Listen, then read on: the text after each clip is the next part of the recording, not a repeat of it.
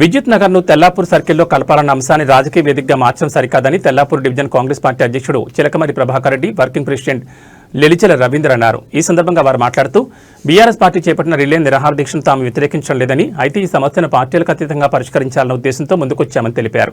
ఈ క్రమంలో స్థానిక కాంగ్రెస్ నాయకులపై అసత్య ప్రచారం చేయడం తగదని హెచ్చరించారు. హైదరాబాద్ అభివృద్ధిలో భాగంగా తెల్లాపూర్ మున్సిపాలిటీని జీహెచ్ఎంసీలో కలపడం ఆనందకరమని పేర్కొన్నారు.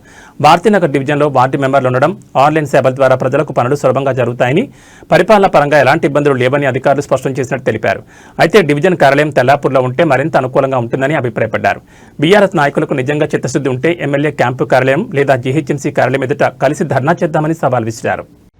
ఈరోజు మన విద్యుత్ నగర్ కాలనీలో మరి ఏదైతే జీహెచ్ఎంసీలో భాగంగా విద్యుత్ నగర్ కాలనీని 263 వార్డు నుంచి భారతీనగర్ వార్డులోకి కలపడం మేమందరం కూడా అన్ని పార్టీలను కూడా దీన్ని మేము వ్యతిరేకిస్తున్నాము. మరి ఈ కార్యక్రమానికి మరి ఇంతకుముందు బీఆర్ఎస్ పార్టీ ఏదైతే బహిరంగ సభ పెట్టిందో, నిరాహార దీక్ష చేసిందో, అది మా కాంగ్రెస్ పార్టీకి ఎక్కడ కూడా ఇన్ఫర్మేషన్ లేదు. ఇది సత్యము.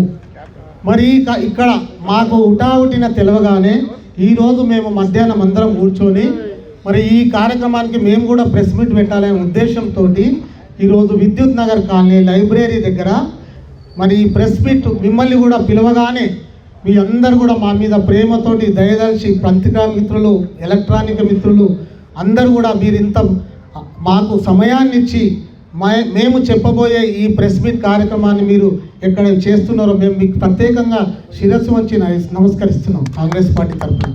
మరి ఈ కార్యక్రమంలో పాల్గొంటున్న పేరున సమయం ఎక్కువైపోయింది కాబట్టి పేరు చెప్పకుండా మిత్రుడు రవీందర్ గారు, అదేవిధంగా మాజీ కౌన్సిలర్, కాంగ్రెస్ పెద్దలు, మాజీ ఉప సర్పంచ్, సొసైటీ అధ్యక్షులు అందరూ, కాలనీ వాసులందరూ కూడా, మరి డిసిసి మరి నాయకులు అందరికీ కూడా ఈ కార్యక్రమం ఇచ్చేసిన అందరూ కూడా హృదయపూర్వక నమస్కారాలు తెలియజేస్తున్నాం.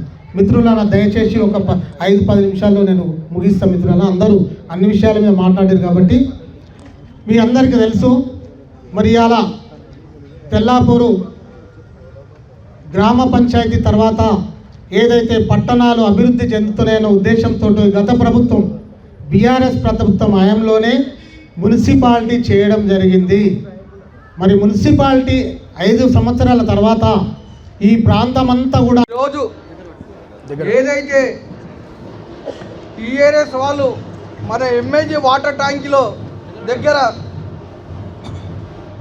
విద్యుత్ నగర్ను తీసుకెళ్ళి భారతీనగర్ డివిజన్లో కలిపినారు అంటున్నారు. అయ్యా, కలిపినారో కలపలేరో నీకు కూడా పూర్తిగా అవగాహన లేదు. కలిపిరే అనుకుందాము, ఎందుకు కలిపిరని కూడా నువ్వు అధికారులను అడగండి. వాస్తవం కూడా కలిపిరని మాకు కూడా తెలిసింది. ఈ విషయంపై మా కార్పొరేటర్ నాగేష్ యాదవ్ గారు, అలా సతీమణి గారు కొంతమంది వెళ్ళి ఆ కమిషనర్ గారిని కలిసి రామచంద్రాపురం సర్కిల్లో కానీ తెల్లపురం సర్కిల్లో కానీ కొత్త ఎంఏజీని పెట్టాలి, కొత్త ఎంఏజీ ప్రజలకు ఇబ్బంది అవుతుందని వాళ్ళు చెప్పడం జరిగింది. అదేవిధంగా ఈ విషయాన్ని మేము కాటా శ్రీనివాస్ గౌడ్ దృష్టికి కూడా తీసుకెళ్ళాము. మళ్ళీ ఇంకోసారి తీసుకెళ్తాం. తెల్లాపురము సర్కిల్ ఎంఏజీ వాళ్ళని తెల్లాపురంలోనే ఉంచాలని. ఇంకో మాట ఏమన్నాడు, 10 ఏళ్ల సంధి ఇక్కడ టీఆర్ఎస్ లీడ్ అవుతుంది అన్నాడు. 100% 10 ఏళ్ల సంధి టీఆర్ఎస్ అవుతుంది. ఎంతతోటి అవుతుంది? 13 ఓట్లు, 20 ఓట్లు, 13 ఓట్లు, సేమ్ 13 ఓట్లు, 23 ఓట్లు అంటే ఈక్వల్ ప్రజలు ప్రాధాన్యత ఇస్తారు. కాకపోతే మీరు డబ్బు ఖర్చు పెడుతున్నారు, మేము నిరుపేదలుగా కొట్లాడుతున్నాం.